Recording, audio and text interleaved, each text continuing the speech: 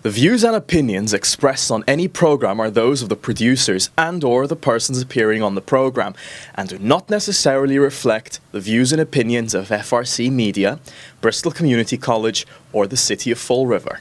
This week on FRCmedia News, Fall River's real estate tax rates are set for the year.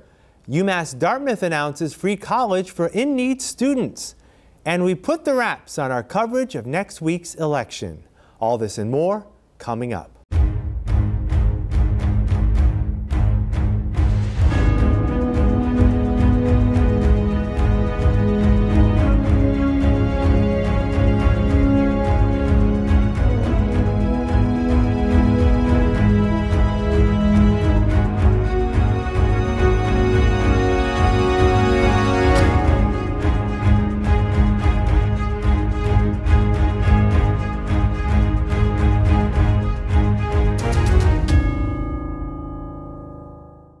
It's Thursday, October 31st, 2024. This is FRCmedia News. I'm Keith Tebow. The Fall River City Council has approved the real estate tax rates for the next year. At a public meeting last week, Fall River Board of Assessors Chair Richard Gonzalez noted the city has realized new growth to the tune of $3.6 million based on multiple factors. The majority of that new growth, it breaks up. It was our utilities.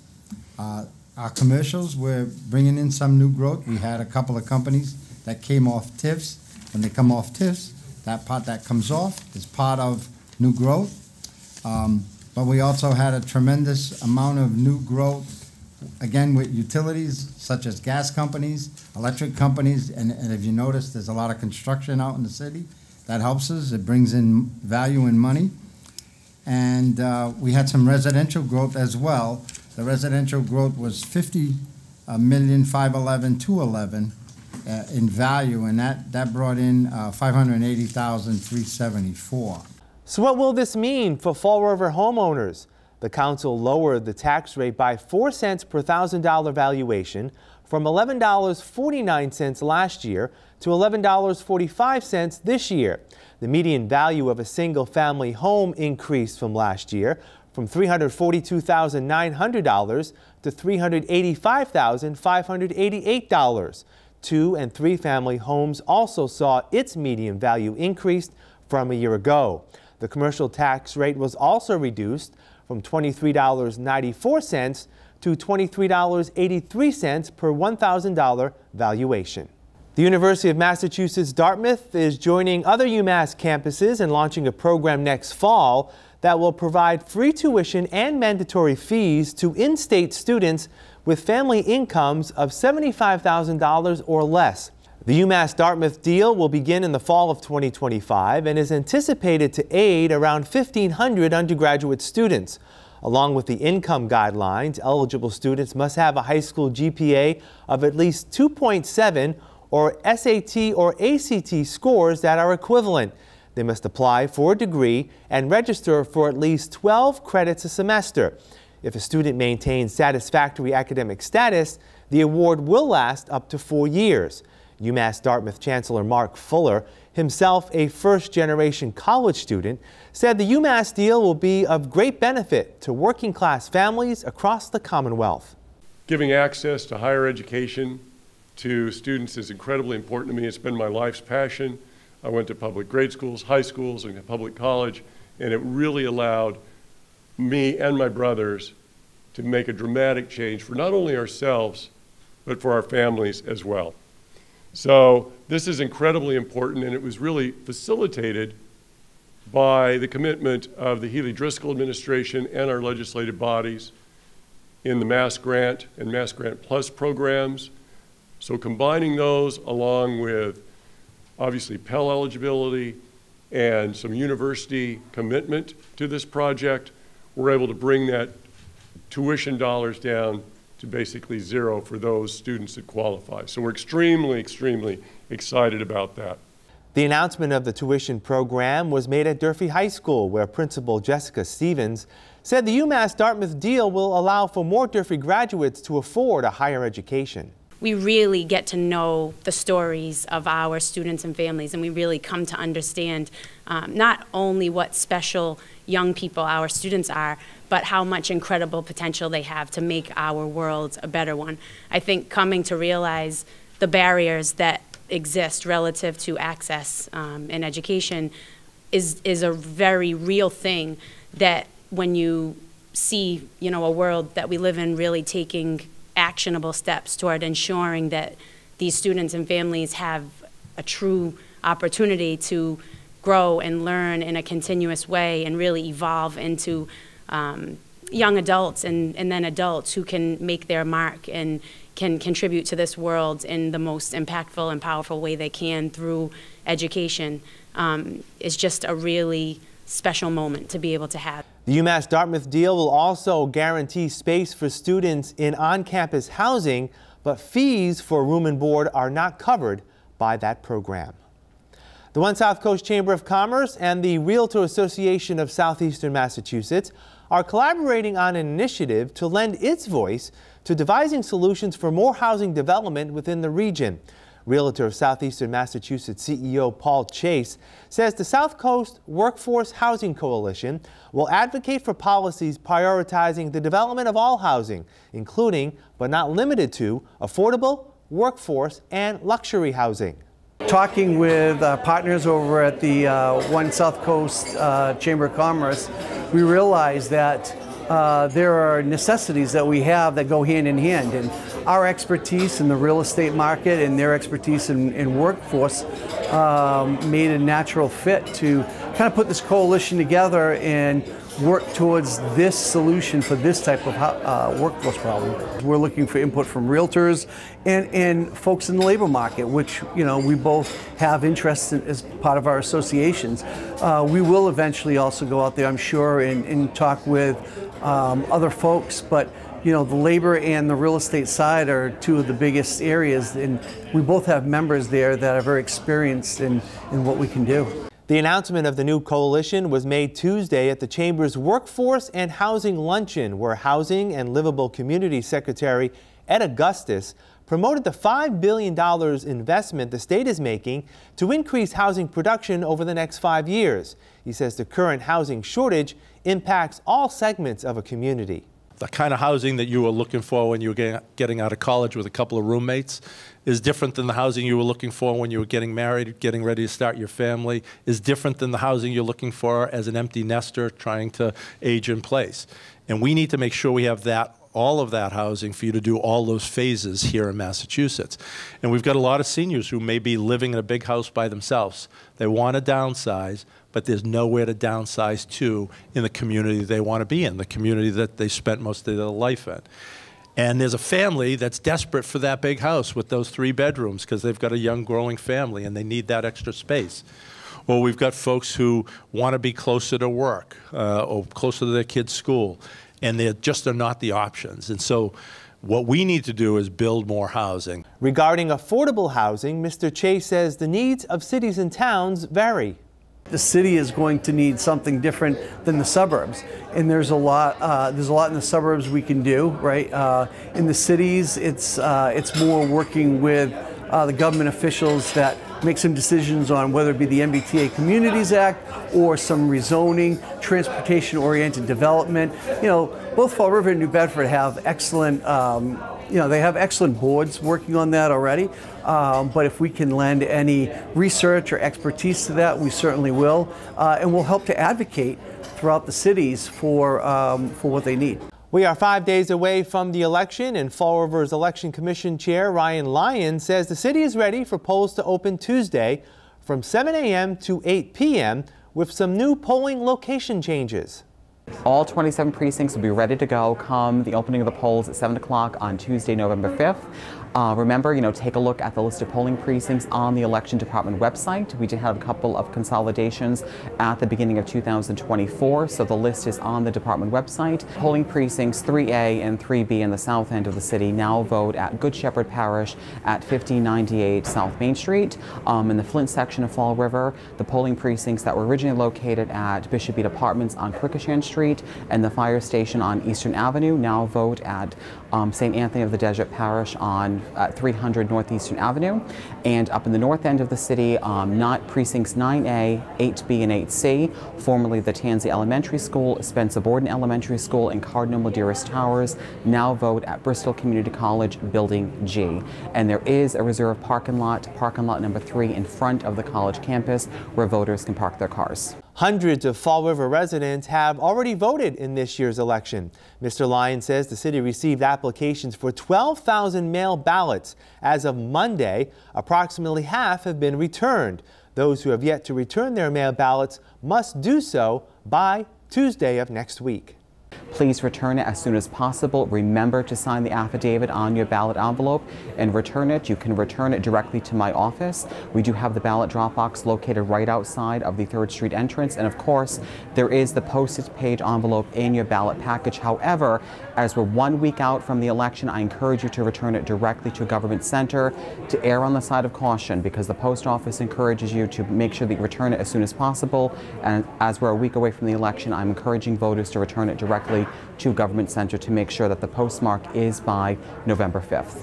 Early in-person voting has also been a popular option for voters this year. Last week, over 1,400 voters cast ballots in person. The final day of early voting, held in the atrium of Government Center, is tomorrow, Friday, at 4 p.m. Fall River has nearly 63,000 residents registered to vote.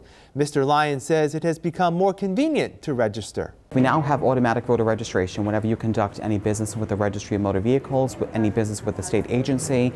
I think it's so easy now to go online to register to vote. It's no longer just coming down to the elections department to fill out the paper application, and it's just so readily available now to basically find out how to register and fill out the application, go online. And we're always talking about elections. There's always some type of conversation about an election or a race that is going to be taking place.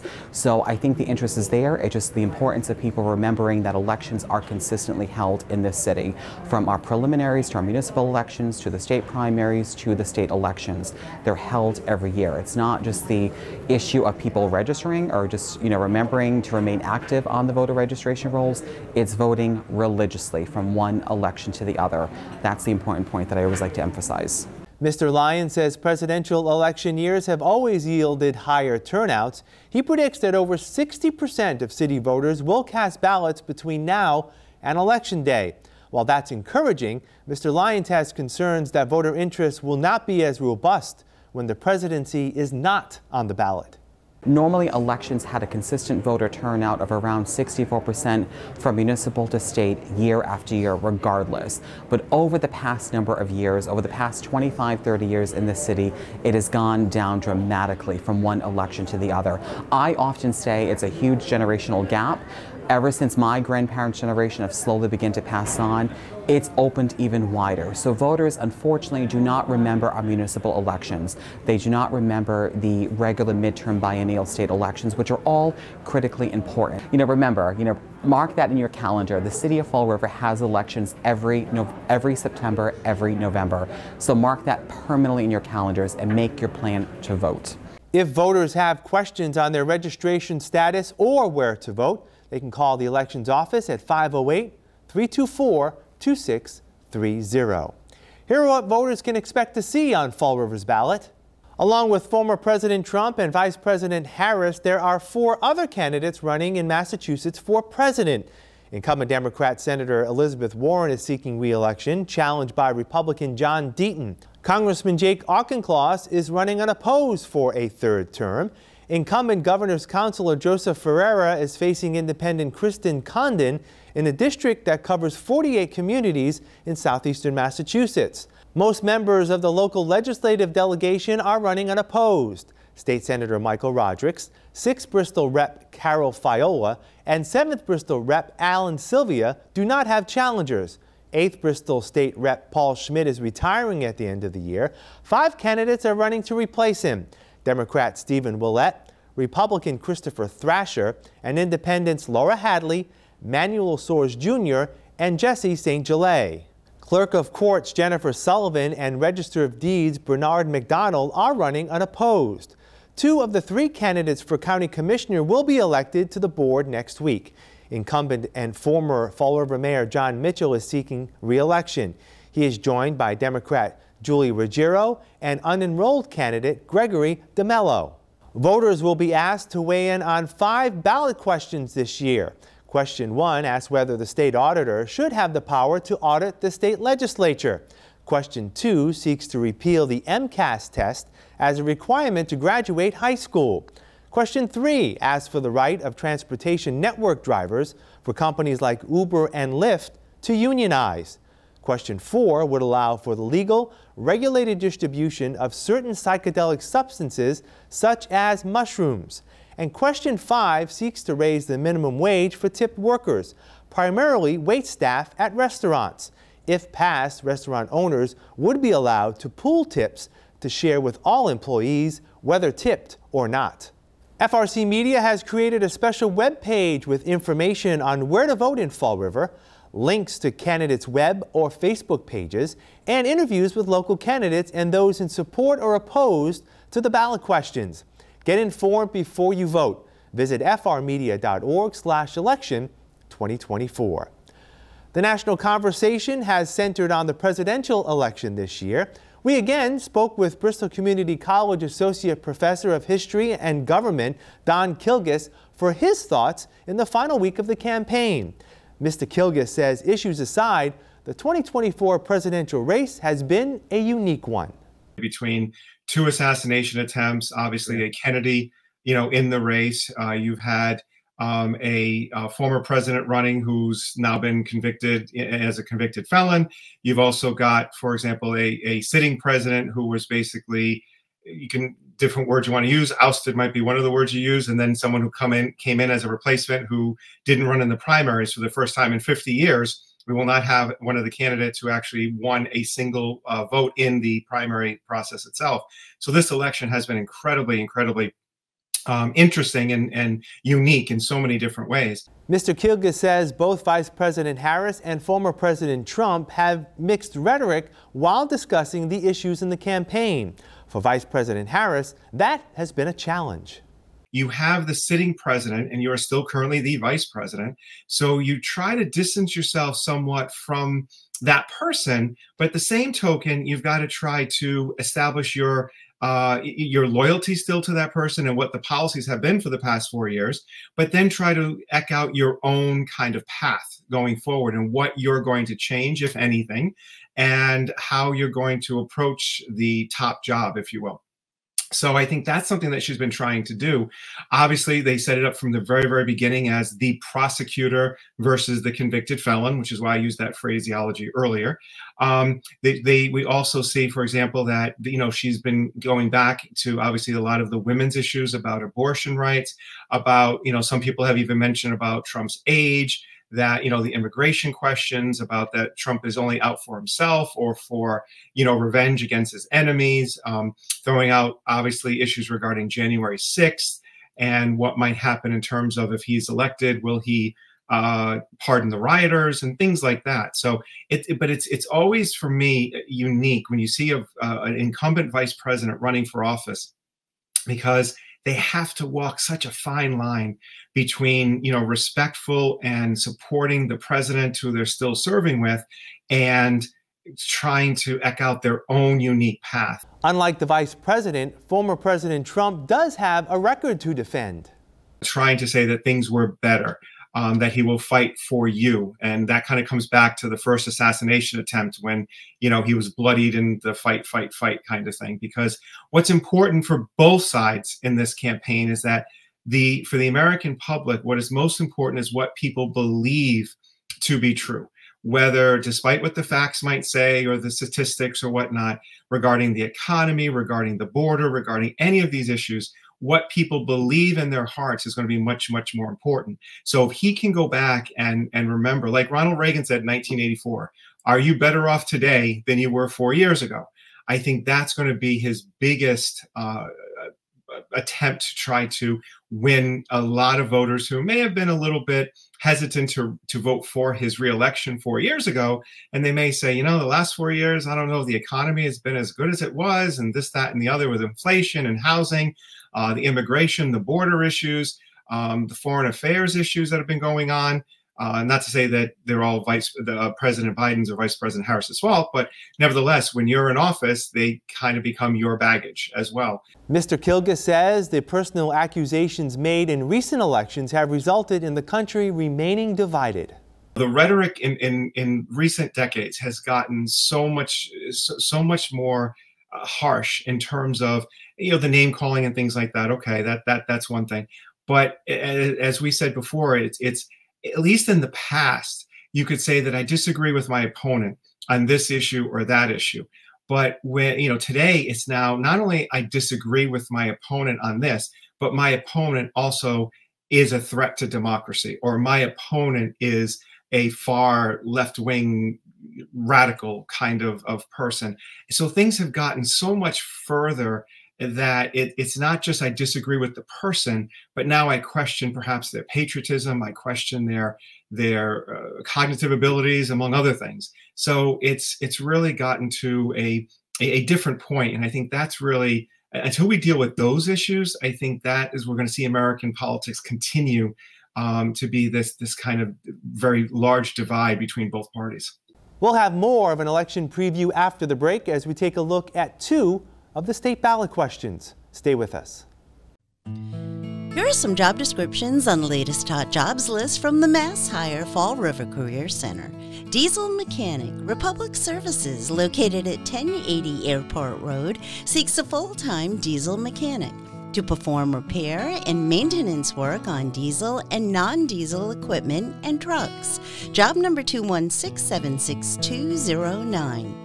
Crew member, Chipotle Mexican Grill, located at 575 Newton Street, is seeking a full-time crew member responsible for assisting the restaurant staff in preparing food orders and interacting with customers.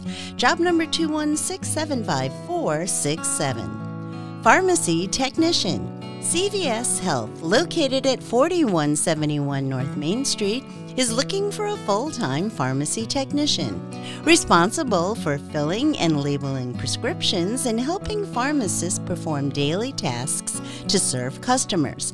Job number 216-71852. Teachers, KinderCare, located at 620 North Main Street, is looking for full-time teachers. For more information, call 508-673-5363. H&R Block, located at 276 Central Street, has an immediate need for the following full and part-time positions. Tax Associate, job number 216-71891. Associate Team Leader, job number 216-71901. For more information about these or other positions, visit Mass Hire JobQuest at jobquest.dcs.eol.mass.gov or call the Mass Hire Fall River Career Center at 508-730-5000. Welcome back. Question 1 on next week's ballot would give the state auditor the authority to audit the state legislature. When she ran for state auditor in 2022, one of Diana DiZoglio's platforms was seeking to audit the state legislature. Having served in the State House and Senate before her election, Ms. DiZoglio claims the legislature has not always been transparent about how its money is spent or how it operates. Once elected auditor, Ms. DiZoglio sought permission to audit the state legislature. Her request was denied by House and Senate leadership. Taking the legislature to court was also rejected. So Ms. DiZoglio worked with the Committee for Transparent Democracy to put the matter before voters. Ms. DiZoglio says auditing the legislature is not uncommon in other states and has also been done in the Commonwealth in the past. Our Office of State Auditor has always historically audited the state legislature to the tune of 117 other times that we can find since the creation of the Auditor's Office back in 1849. In recent years, however, state legislative leaders, namely the Speaker and Senate President, have refused to participate in the same type of audit that every other state entity participates in. We do performance audits of every state entity, the governor's office, our court system, and different entities like the MBTA, the Boston Convention Center Authority. We've done audits of state contracting, procurement procedures across the board, and financials as well. Again, of all state entities, but the only state entity that's refusing to participate in an audit by our office is, unfortunately, our own state legislature. We were unable to speak with a representative of those opposing question 1, but they argue that if passed, the auditor would have broad authority over what she could investigate, jeopardizing the separation of powers clause in the state constitution between the executive and legislative branches. Also, the law would allow for an audit without the legislature's consent, which does not exist in other states. Ms. DeZaglio replied that state law dictates the limited scope of work any audit of the legislature would entail. We're not able to just walk into folks' offices and point at things and say, audit this, audit that. It's actually a very stringent process that we're required to follow by the government accountability offices, government auditing standards, which we are legally required to follow for every audit according to our governing statute, Mass General Law, Chapter 11, Section 12, which dictates the type of audit that my office is to conduct. We are to conduct what is called performance audits of every state entity in Massachusetts, at least once every 3 years. And we are just looking to ensure that we are able to follow that standard for our state legislature and conduct the same type of performance audit we conduct of all state entities of our state legislature once again. Drivers for app-based transportation networks such as Uber and Lyft have complained that they have little to no recourse to seek better wages and working conditions. The passage of question 3 would grant these workers the ability to form a union and negotiate for a better work environment. United for Justice is asking voters to approve question 3. But Tanya Ganell has been working for Uber and Lyft for nearly 10 years. She has 2 children and has seen her hours increase from 40 hours a week to now 70 to 75 hours a week for the same pay. She says rideshare companies do not pay drivers the same percentage as in years past. Uber wanna pay you $5 from the airport to downtown, and you have to pay the toll. They reimburse the toll, but you have to pay $1.50 from those $5 because you are a rideshare. Imagine from the airport to the downtown you are making $3.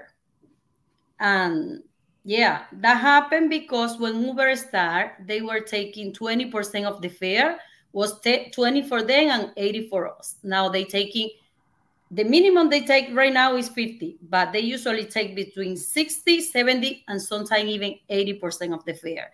This is why now we are forced to work 70. Me, I work 70 and 75, but I know people who work even 90 hours a week. Uber and Lyft have decided not to wage a campaign against question 3, which would make Massachusetts the first state in the nation to allow unionization of rideshare drivers. Opponents of question 3 point to a recent agreement between rideshare companies and the state attorney general that mandates drivers be paid a minimum of $32.50 per hour. But United for Justice spokesperson Mike Vartabedian says that mandate does not ensure all drivers will be paid the same. What it is it's $32.50 an hour for engaged time. So if we're, if a driver is waiting for a ride, gets one ride that hour, they get, for whatever time they're working, it's calculated at $32.50 an hour, right? So if they're only working for 15 minutes in that hour, even though they've been on that app for an hour waiting for a ride, they're only getting engaged time, and they're only getting like a prorated amount of that time. Plus, they still have all their expenses, as we just discussed. And when you add it all together, it equates to well below minimum wage still. That's all for this edition of FRC Media News. Please visit our website, frmedia.org, for all the latest news and information, and our special Election 2024 webpage. FRC Media News airs Thursdays at 6 p.m. and Fridays at 5:30 p.m. For all of us here at FRC Media News, I'm Keith Tebow. If you haven't done so already, please vote on November 5th, and we'll see you next Thursday.